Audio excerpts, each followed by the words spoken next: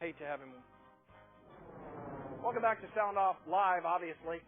Jeff O. and Waukee writes, what gets me are the people who say proudly, oh yes, I picked that upset on my bracket. What they forget to tell you is they picked one correct upset on one bracket and picked the same game wrong on the other 9 brackets they filled out. That does not really count in my book. Jeff O. makes a good point, and Andy, I know these brackets always get you wound up. You're one of the few people at work that doesn't play. Is that what this is all about this week? Are you upset about the brackets? No, but you are just determined to get me to spill the beans before I actually start. We're here, Keith. You're going to find out, right? I'm ready. All right, let's do it. Keith, anyone who's been watching basketball this weekend is aware that the new TV news ratings have been released, and that you-know-who is still number 1. With the exception of the morning shows, KCCI is the leader during the week, particularly among viewers over the ages of 50, 70, and 90. They didn't win the coveted Sunday night news audience. We did. As a matter of fact, Soundoff beat them, too, with one of the best ratings books this show has ever had. Yeah. So what? I'm not even sure what these Nielsen ratings and share points and target audiences even mean. You ever seen one of these Nielsen ratings books?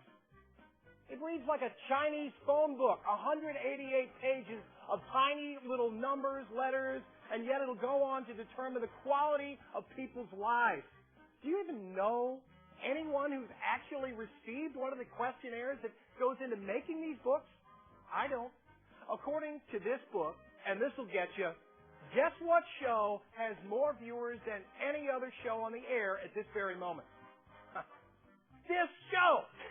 This stupid show full of fart jokes and idiot callers like Mike in Urbandale who calls in to say, this is Mike in Urbandale. This idiot show where Mofo from Montezuma waits on hold for 25 minutes just to ask why nobody's talking about Division III women's wrestling, man. I'm getting off the subject here. This life is about quality, not quantity. Back in 1997, the Ford Taurus was the most popular car on the road. Anybody remember being jealous of a Ford Taurus owner?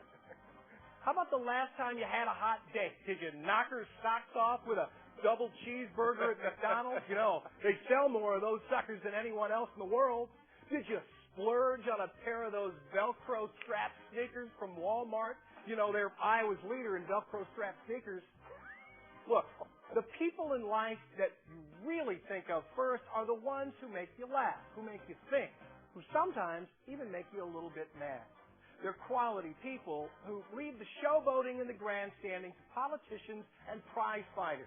I mean, can you imagine how old it would get if everyone had to write up a congratulatory promotional campaign for every little triumph they had in a typical workday? Just think of it. Yo, Murph, what you doing, man? Recycling. Congratulations, Keith Murphy, the only Central Iowa sports director with a big bag of cans. Not bad for good banana. Congratulations, WHO, best newsroom produce. Congratulations, Chris Hassel, Iowa's hygiene leader. According to Darla and Humboldt, Soundoff is the best show ever. That's the promo. That's the promo. Congratulations, Soundoff, best show ever. Man, that's a big sack of nuts. Congratulations, Andy Fales, Iowa's biggest nutsack. See, that is just ridiculous, Keith. We won't have any type of grandstanding like that over here. It's just not right. I'm Andy Fales, and that's what's bugging me.